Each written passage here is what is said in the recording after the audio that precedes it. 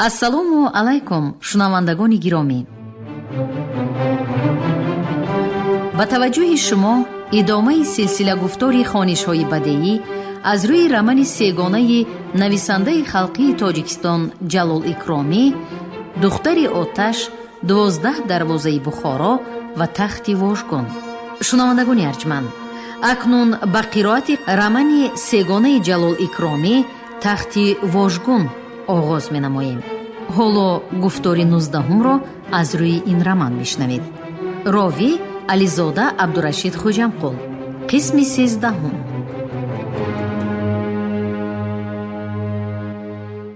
الحمدلله، خدایا شکر، گفت وی. خیریت جاگهی گرم و ملایم و به بالای سر سقف و خانه بیغش را می دیدیم. چندین روز شد که باریشتمان سنگ، جاگه همان خس و خاشاک، خوراکمان آب یوغان. بلی گریزگی و حالت جنگ همین طور می شود، گفت نظام الدین و اندکی فکر کرده ایستاده پرسید: شیر بچه ها چی می گویند؟ ناراضگی اظهار نمی کنند؟ ناراضگی می کنند، اما چی فایده؟ بعضی ها حتی بروی مخصوم دویدند. مخصوم چی؟ چی می شد؟ همه آنها را پرانده کشت. بعد گریز سر شد. قریب 50 کس گریخت. حاضر مخصوم سخت گرفتگی، خودش هم خواب نمی رود، به ما نزدیکانش هم راحت نمی دهد. خیلی عصبی شدگی است. عصبی هم گپ، چنگی روغنی داغ شدگی، یک آتشک بسکی لپی کرده درگیرد. بیچاره مخصوم، بیچاره مخصوم، گفتمان نظام الدین و دیگر سؤال نداد.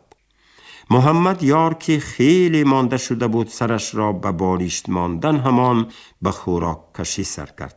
اما خواب نظام الدین نمی برد. خیالهای وهمانگیز او را به جاهای دور برده بودند. وی مخصوم را بیچاره گفت، اما خودش از وی هم بیچاره تر بود. چی کار کردنش، به کجا سر زدنش را نمی دانست. در بخارا چنان واهمه شد که هیچ چیز به نظرش ننمود و برای فکر و خیال کرده ششتن فرصت هم نبود. تقدیر و حیات خود را در دستی فرمایان دیده، بی هیچ گپ و کلاچه به فرمانشان اطاعت کرد و به سوی اسد مخصوم رهسپار گشت. اما وی تا به این درجه فنا بودنی حال مخصوم را فکر نکرده بود. گمان داشت که هیچ نباشد نیمی شرایط باغ دلکشا را مهیا کردگی است و برای او خانه و جای علاهیده، خدمتکار و آشپزی مخصوص می دهد. انا معلوم شد که باریشت سنگی کوه، خوراک آبی یوغان.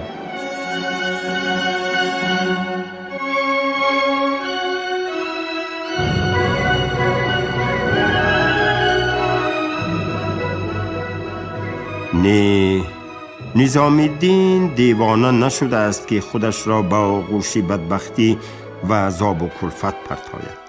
یگان چاره کار خود، علاج درد بیدوای خود را دیدنش لازم. به سمرقند رود، مبادا به دست افتد.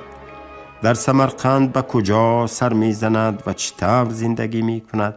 حالا کی بودند و با چی کار مشغول شده گشتنی وی به حکومت بخارا معلوم شدگی است. پس چرا حکومت بخارا به حکومت ترکستان مراجعت نموده او را دستگیر نکند؟ چیکار کند؟ به نزد مخصوم رود؟ گرسنگی، خاری و زاری، وهم و هراس و به بالای همه این عصبیت و دیوانگی مخصوم، اول چی بودی گربه که لنجی تو ورم کرد؟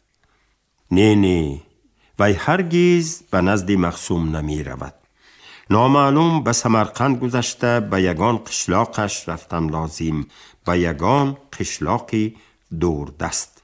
دیگر علاج نی. اما تا به سمرقند گذشتم، از 100 بندرگاه خوفناک گذشتن لازم می شدگی است. بعد این مردک که به گرفته برده صحت سلامت رسانیدنی نظام الدین مأمور شده آمده است چی میگوید؟ او را چطور راضی کناندن می شود؟ معلوم که اگر وی به نظام الدین برگردد مخصوم او را زنده نمی ماند. وی به تشویقات نظام الدین داده نمی شود. خودش را از مقربان مخصوم می گوید. مخصوم ناسنجیده هر کس را به خود مقرب کردن نمی گیرد. بهتر از همه زاکربای است. اگر زاکربای راضی شود 100 حله می یابد و محمد یار را گشته اوزاد می کند. مثلا یگان چاپار قلبکی را آورده می گوید که گویا فرمانی نو شده است، من باید به سمرقند رفته با حکومت آنجا گفت و شنید کنم. بله حل این معما در دست زاکربای است.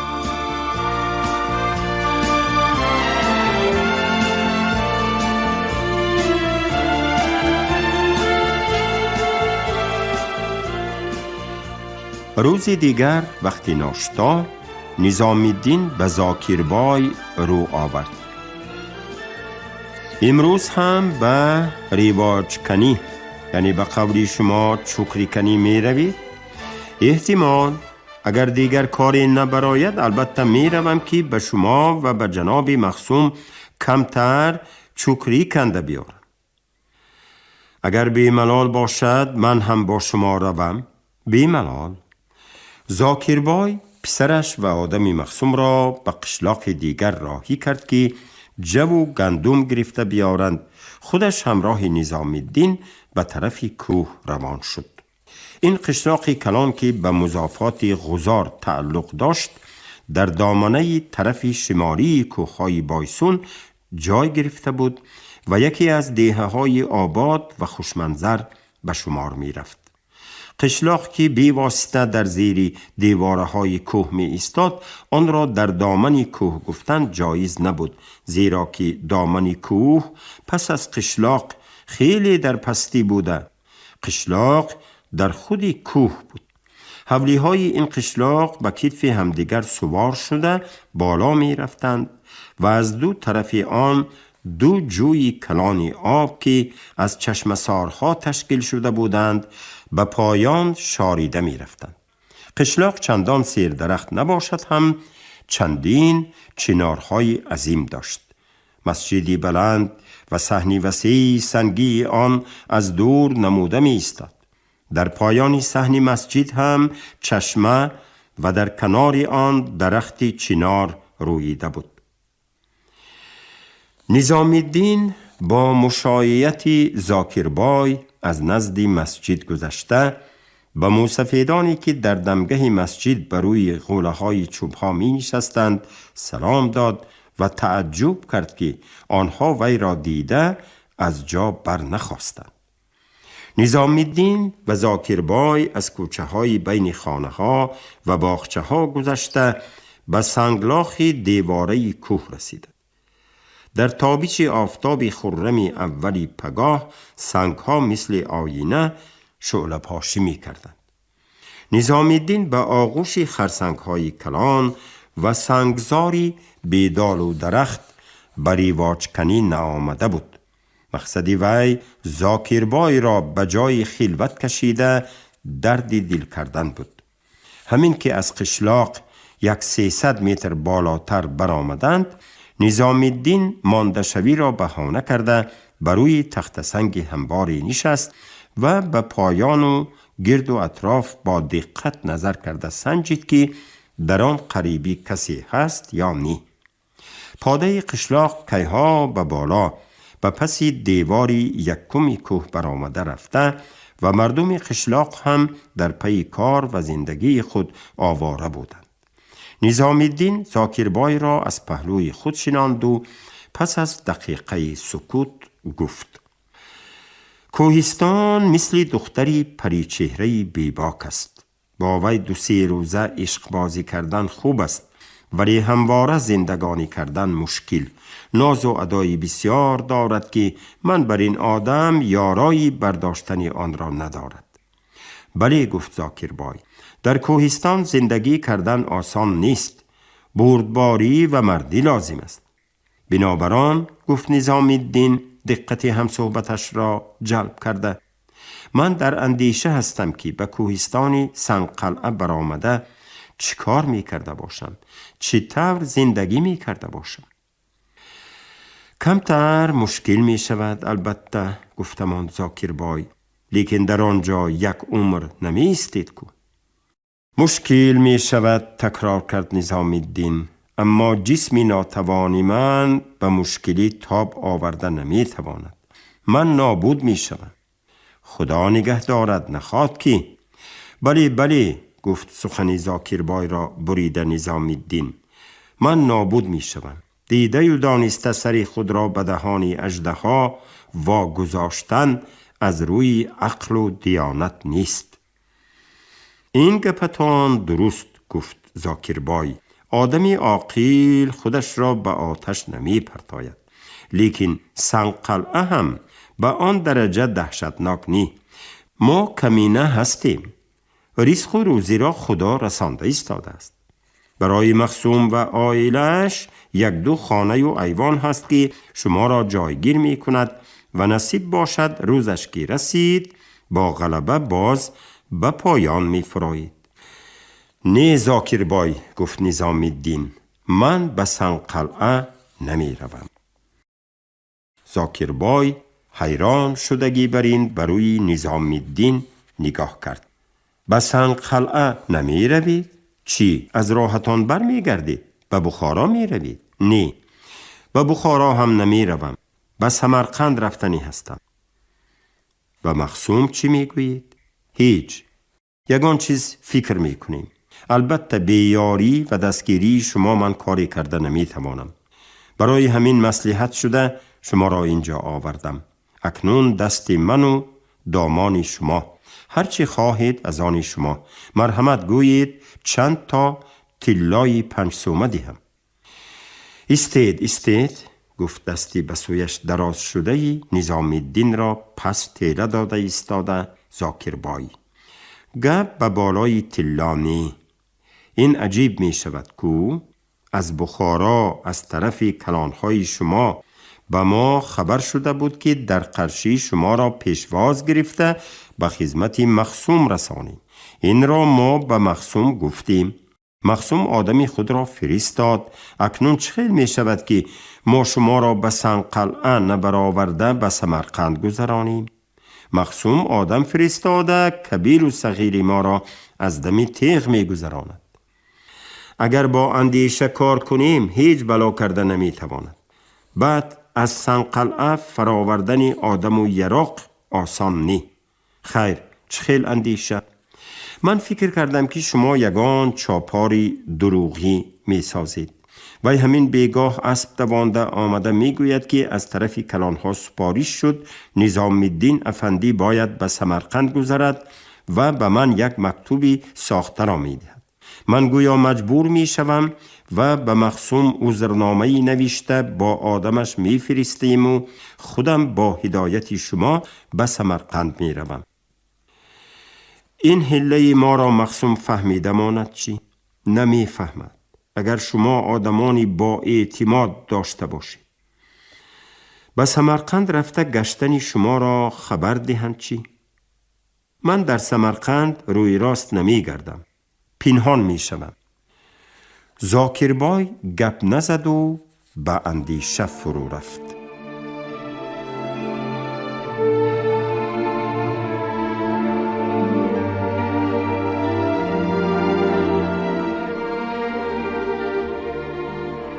وی این رنگ گرفتنی صحبت را هیچ فکر نکرده بود. گمان داشت که نظام الدین یکی از راهبران و سرکردگان آن توده‌ای می باشد که اسد مخصوم کاری حربی آن را پیش می برد.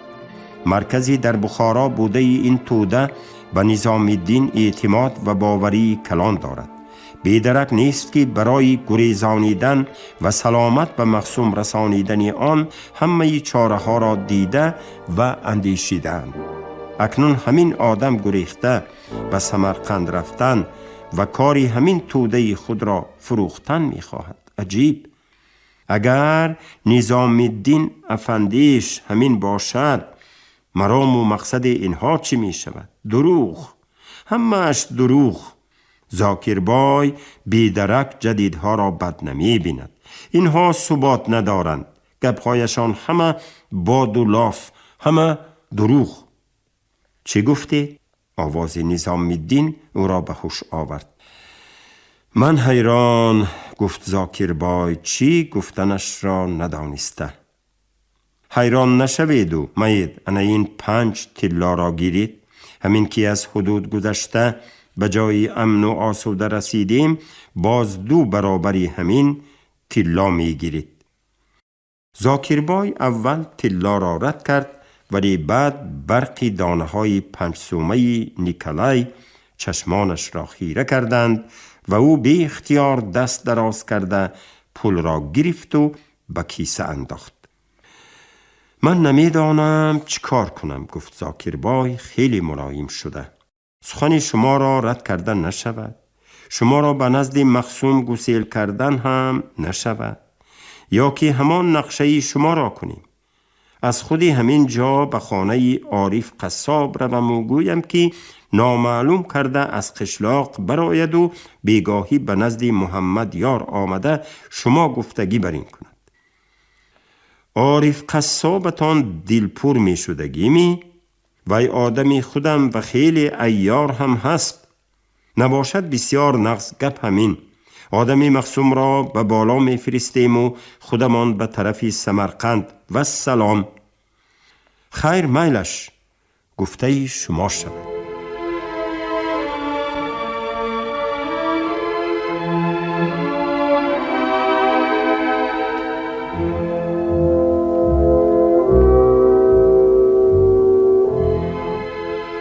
زاکربای مهمان را به سوی حولی روانه کرده خودش در حقیقت به خانه عارف قصاب رفت که و یکی از شریکان، همکسبان و هم مسلکان او بود.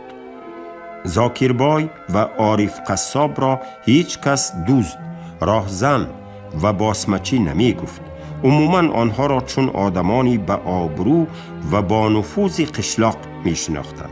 لیکن در حقیقت این 2 نفر هم دزدی اشدی، هم راهزن و هم باسمچی گذرا بودند. این صنعت و هنرهای آنها را فقط بعضی ها می دانستند و از ترس لب گشادن نمی توانستند. زاکربای در قشلاق امین و آقسقال نباشد هم مصلحتگو و فرمانده بود.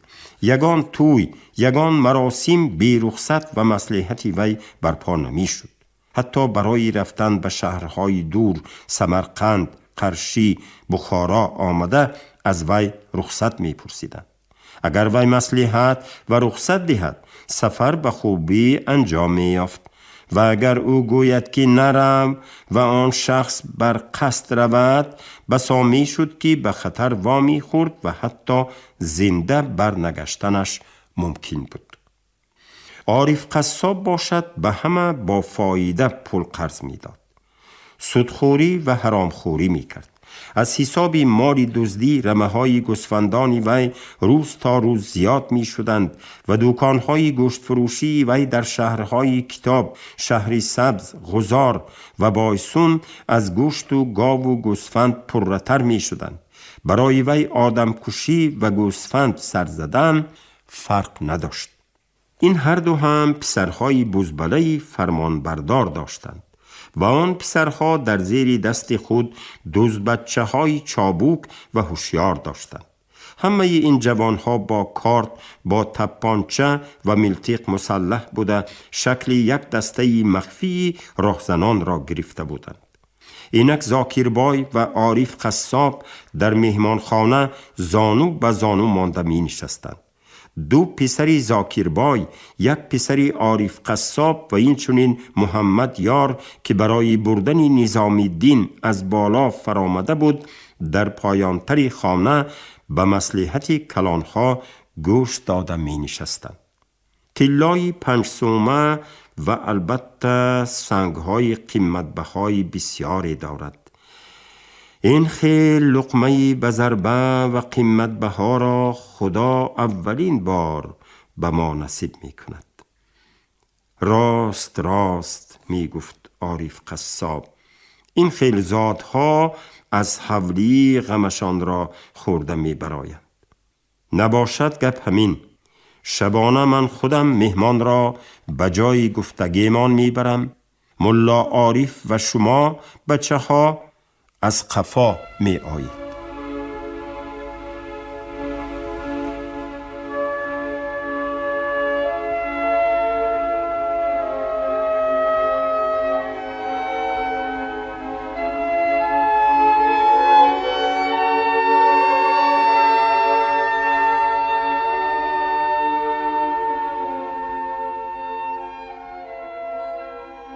قسم 14.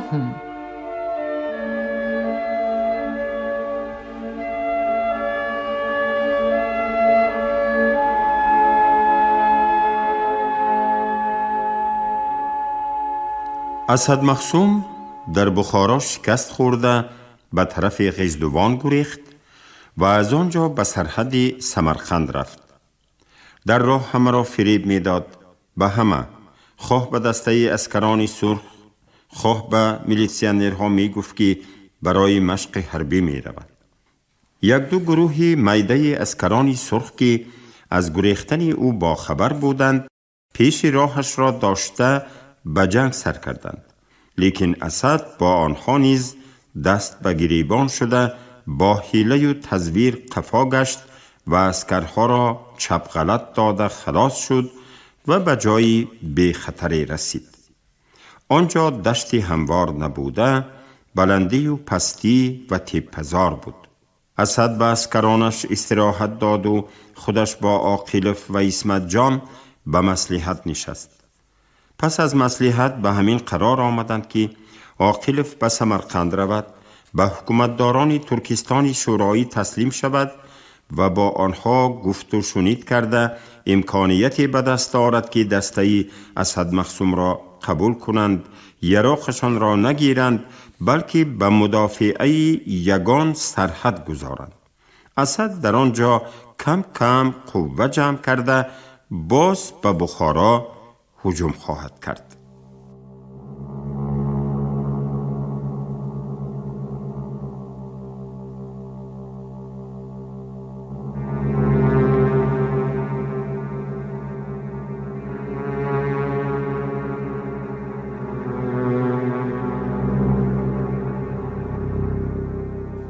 پس از رفتن عاقلف ناخواست یک دسته اسکران سرخ به اردوگاه اسد مخصوم شبیخون زد.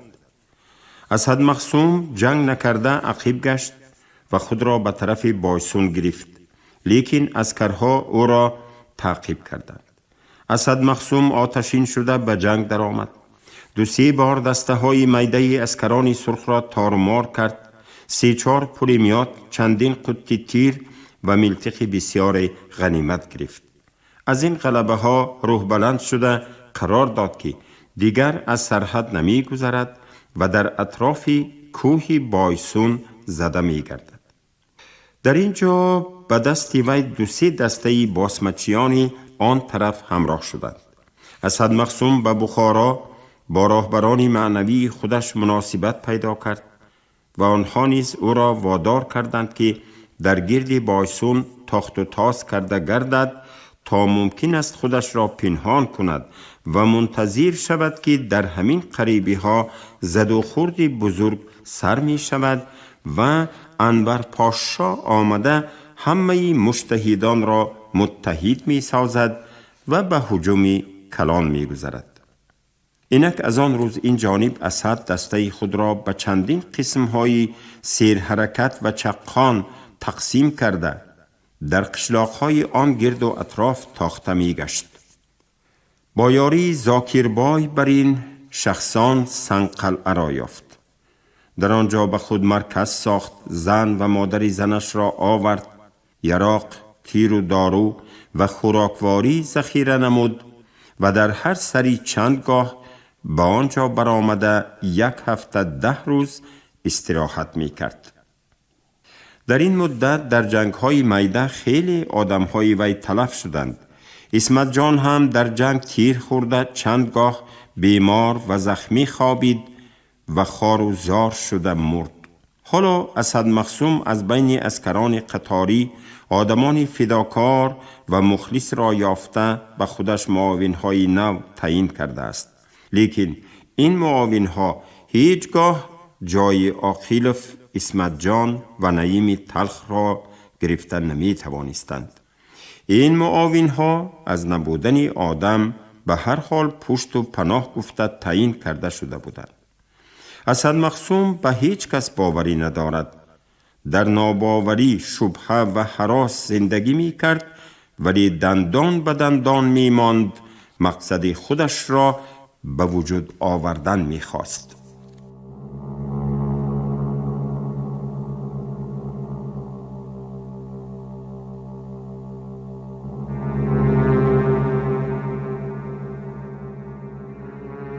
آن بیگاه پس از تاریک شدن هوا، مخصوم با 5-6 نفر نزدیکان خودش به کناری طرف شمالی سنقلعه که برج خیلی دور بود رفت تا از غار خبر گیرد و مهمانی دلخواهش را پیشواز گیرد. عایشه از این فرصت استفاده برده در خانه سنگین از کوشک بالای سنقلعه بیرون برآمد و گویا در هوای گشاد سیر می کرد. در گرد و اطراف کوشک کسی نبود. عایشه پس از کمی قدم زدن به قفای خانه گذشت که در آن سو ارچزار بود و تا خودی کنار جری درختهای بلند و پست جنگل شده رفته بودند. از شماری اندک درختان ارچه شواس می زدند که در آن تاریکی محض به دل واهمه می انداختند. اما عایشه نترسید. وی با پیرهی به درونتری ارچزار در آمد و زیر لب سرودی را آهسته زمزمه کرد و بعد خاموش ایستاده گوش داد. هیچ آوازی نشنید. باز پیشتر رفته باز به آوازی پست زمزمه کرد. این دفعه شاخه های خشک در زیر قدم کسی شرق‌هاس زده شکستند و دیر نگذشته در رو بروی او کسی پیدا شد. غیوربیک، گفت با نیم صدا عایشه. شما می؟ ها، من، گفت آن کس هم آهسته و علاوه نمود. باز خوب نشد که نامی مرا گرفتید. درختها هم گوش دارند. من گفته بودم که نامی من فلان چه. راست گفت عایشه. منی دیوانه را می بخشید. از خاطرم برآمده است. می دانید که در هر بار شما را منتظر شدن چقدر دلم می تپد، چقدر به هیجان می افتم. خوش، کریم را دیدید؟ نه، گفت غیوربیک. کریم هنوز نآمده است. من با همان کماندیر اوله که نامش فتحولین است واخوردم. خطی شما را به کریم فرستاده است. با معاون خودش فرستاده است. میگوید که کریم برای مغلوب کردن اسد نقص تیاری دیده ایستاده بوده است. کی براه می برآمده است؟ کی به این جاها می رسیده است؟ بی صبرانه پرسید عایشه. اینش را نگفت. به هر حال باید در همین نزدیکی ها بیاید. باز همین را گفت که کریم به یاد شما بوده است. کریم به یاری شما و به یاری دوستان شما باوری داشته است.